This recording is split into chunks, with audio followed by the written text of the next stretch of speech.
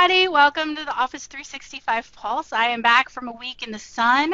It was wonderful. You can tell by my tan. Just kidding. I'm just as pale as always. I stay in the shade. But it was a wonderful week. I know you guys heard from Tom and Adam last week, so I'm glad they did that. We do not have a ton of updates this week. No shocker. Microsoft Inspire is next week. That's the conference they do for all of their Microsoft partners, so all of the consultancies and the vendors and different people that you work with to work with Microsoft.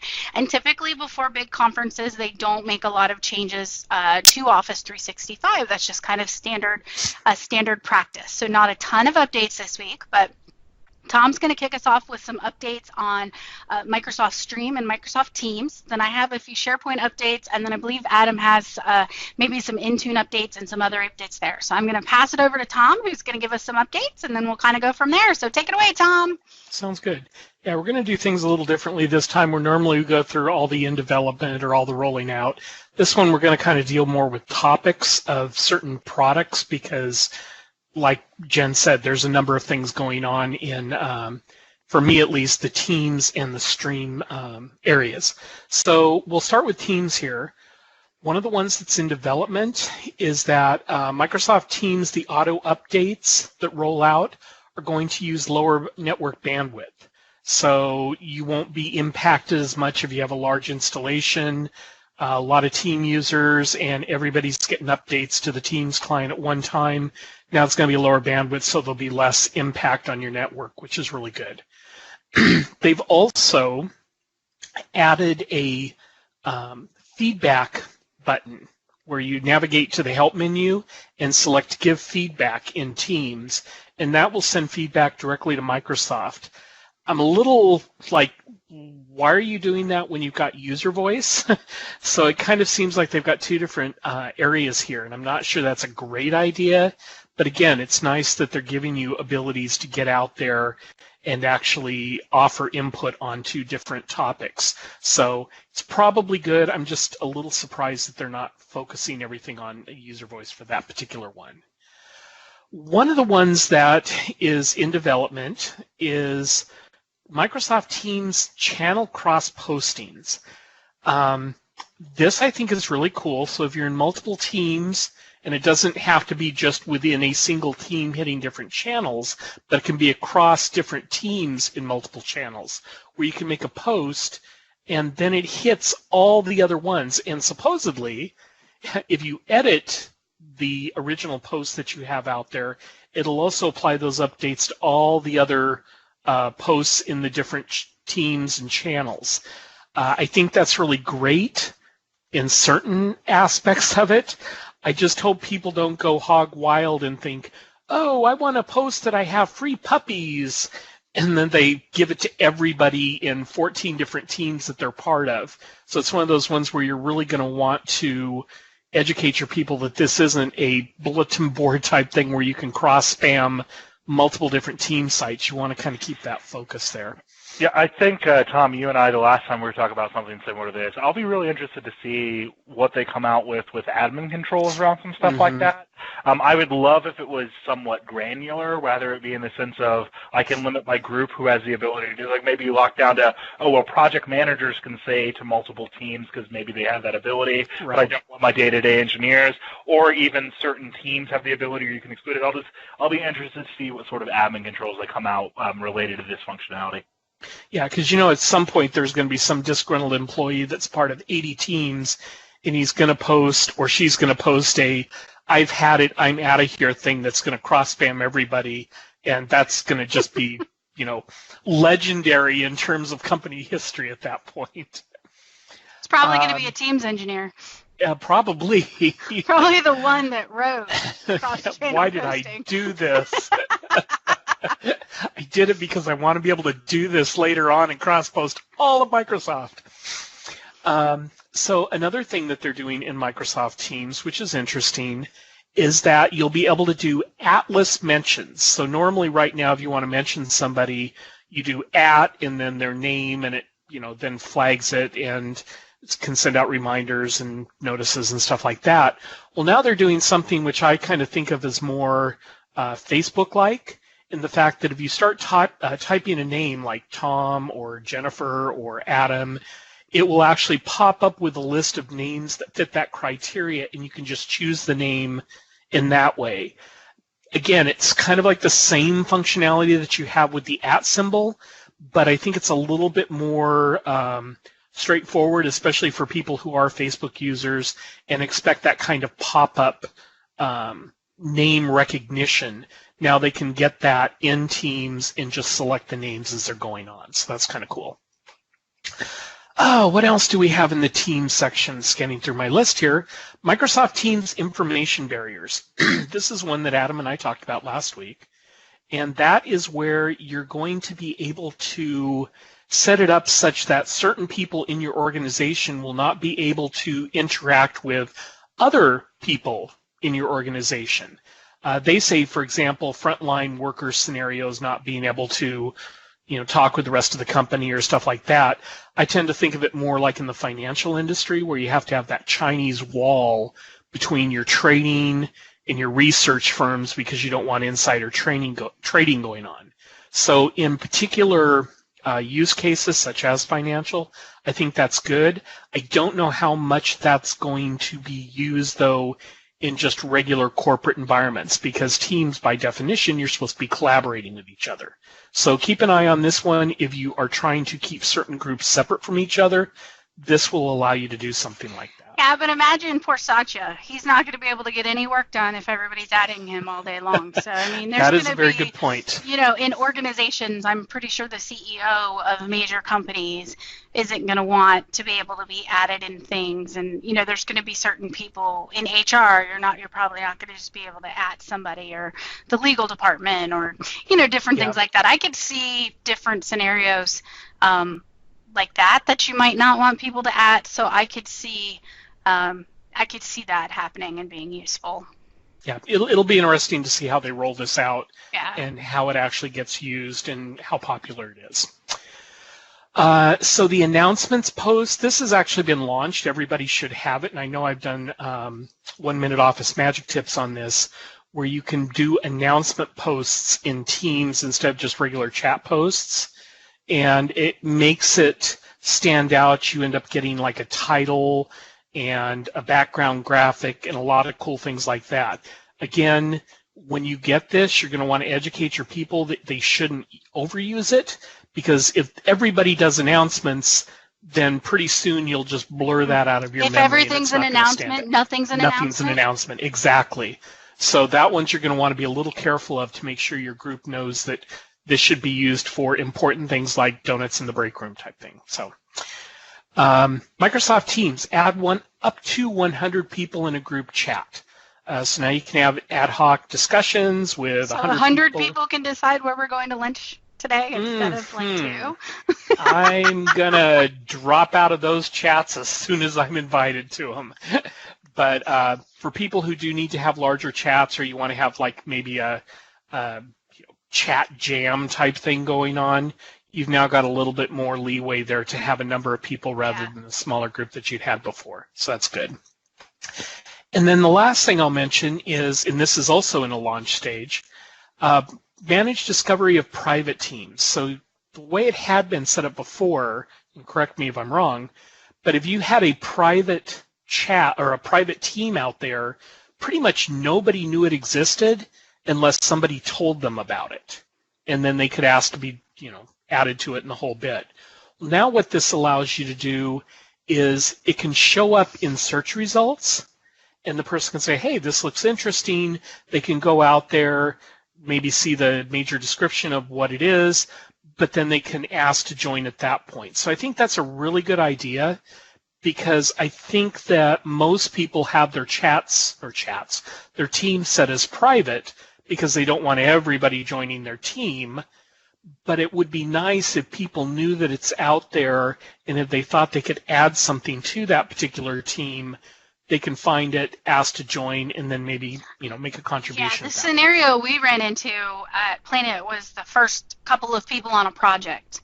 We would create a new team for a project, and the first couple of people that were working on it I have collateral for a project. I'm not part of a team yet. I'm going to create it, and oh crap, now we have two teams. Two teams. Similarly named, but they're the same thing because, they're both usually getting created on the same day, and so it just would create a little bit of chaos. Well, now they can search and see, is there a team for this project that's been created that I just haven't been added to yet, and I can request access versus creating it. So I think it's going to create a little less cleanup. So I'm actually super excited about this feature. I'm ready for this one to come out. Yeah, I like that use case. That's definitely going to help a lot. So now I'm going to switch streams, see what I did there, to Microsoft Stream videos and some of the changes that are coming out for Stream. First one on the list that's in development is a recycle bin for Microsoft Stream videos. So now if you happen to delete a Microsoft Stream video in Stream, it's actually going to sit in a recycle bin just like about everything else you have in Office 365. I personally, we use Stream a lot here. I haven't seen situations where people have deleted videos. It's more likely that they put videos in there and it's, Hotel California, you can check in but you never leave. In this particular case, though, it's nice if somebody inadvertently deletes one, that you can go grab it from the recycle bin instead of trying to find the source, assuming you still have it, to upload it again, the link's different, so on and so forth. So I think that's a really cool change that they're doing.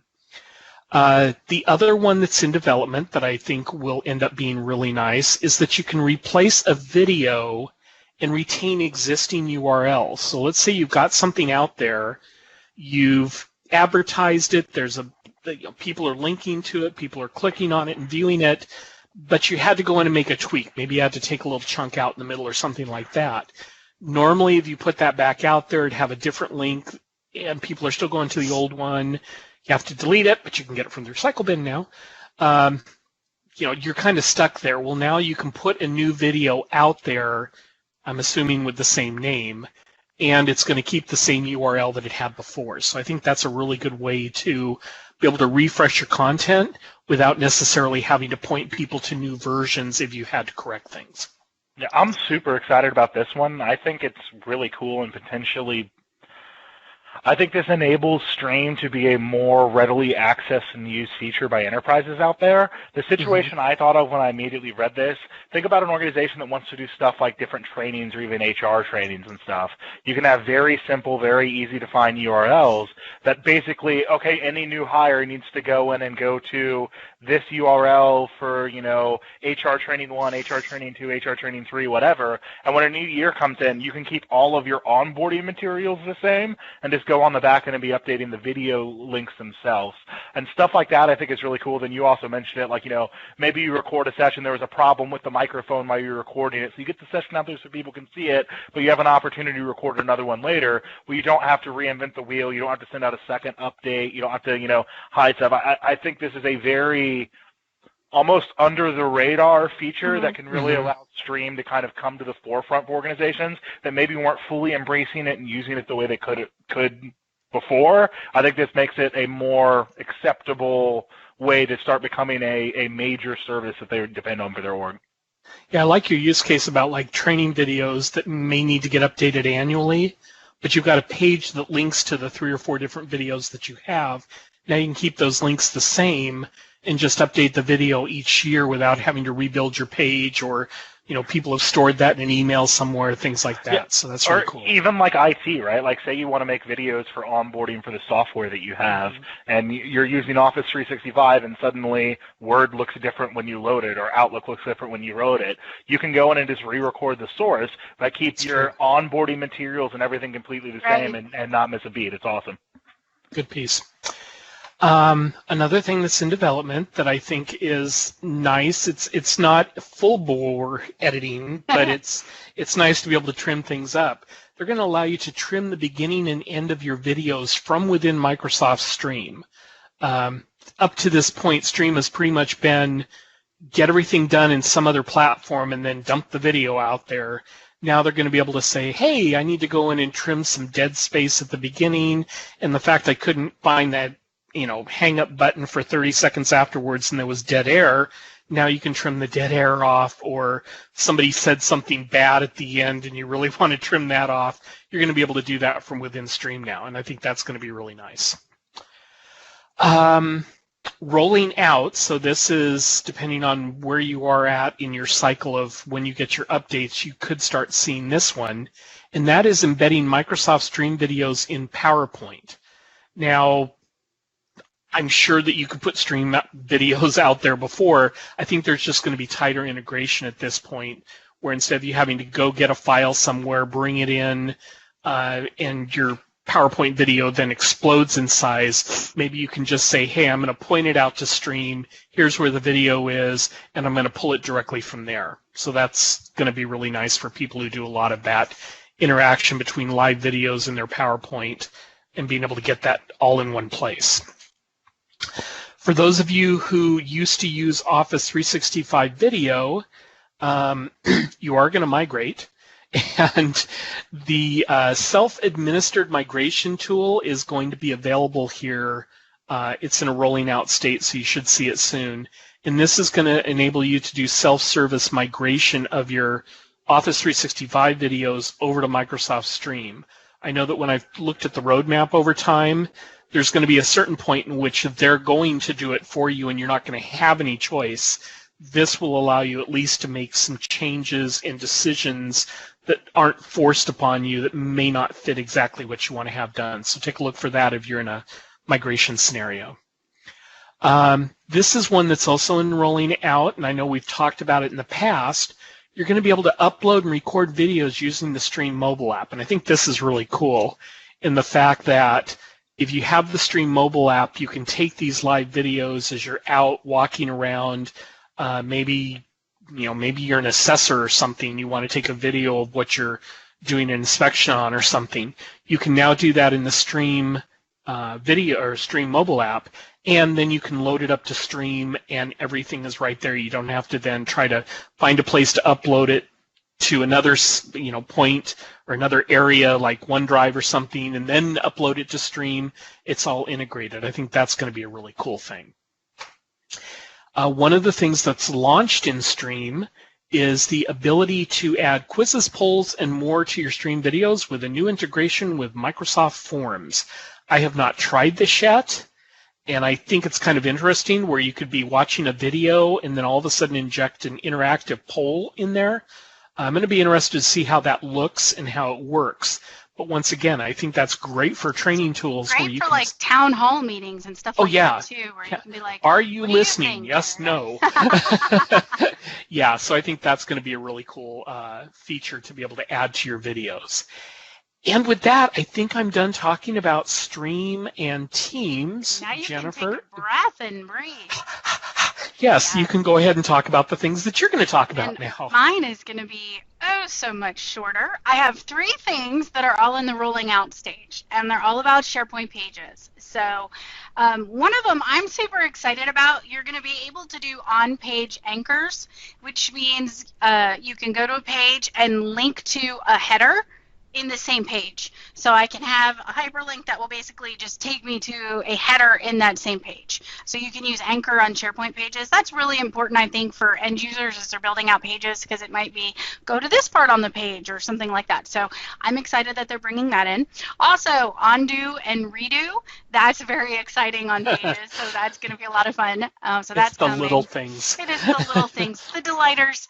And then finally, the vertical sections are rolling out. Now, if you were at the SharePoint conference, you heard a ton about the SharePoint home sites, and that was the new home sites where you could organize and intranets and stuff like that. Well, home sites were utilizing this vertical layout, and so now on page layout you're going to be able to use the vertical layout, which basically gives us more places where we can put web parts, more ways that we can design the pages and the modern pages that we have. And so this is now rolling out to your SharePoint site. So those are 3 new things that are coming to modern pages, all pretty exciting. I'm super happy to start seeing these roll out. Cannot wait to take advantage of them. Coming to a farm near you. It's actually not a farm near you, a tenant near you. Tenant.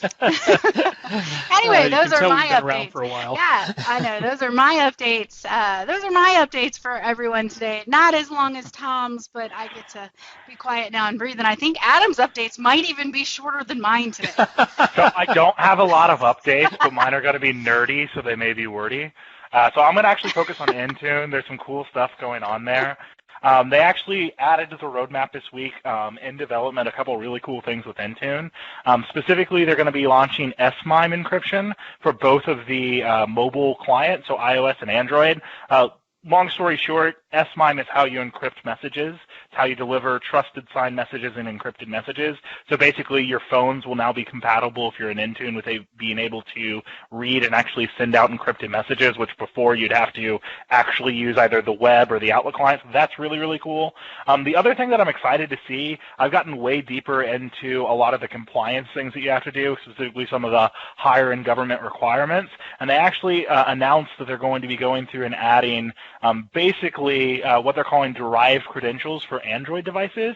Derived credentials, if you don't want to get into it too deep, is basically a way that you can do certain compliance that required oftentimes for something like NIST 800-157, and it's basically having like a PIV card or a CAC card that are oftentimes used in the government to verify identity. We're now again going to actually be able to integrate that with your phone, which is pretty cool because up until then you just couldn't do email on your phone. So really cool to see them working on developing on stuff like that. One of the hardcore complaints that I think Jen and I both hear is, okay, well, we're this government contractor, we're doing this, we're now in the cloud, we're paying a lot of money for it, but we have none of these features. We can't do any of the cool things. So excited to see them doing some easy use stuff, just like getting it in the hands of someone that can actually use it.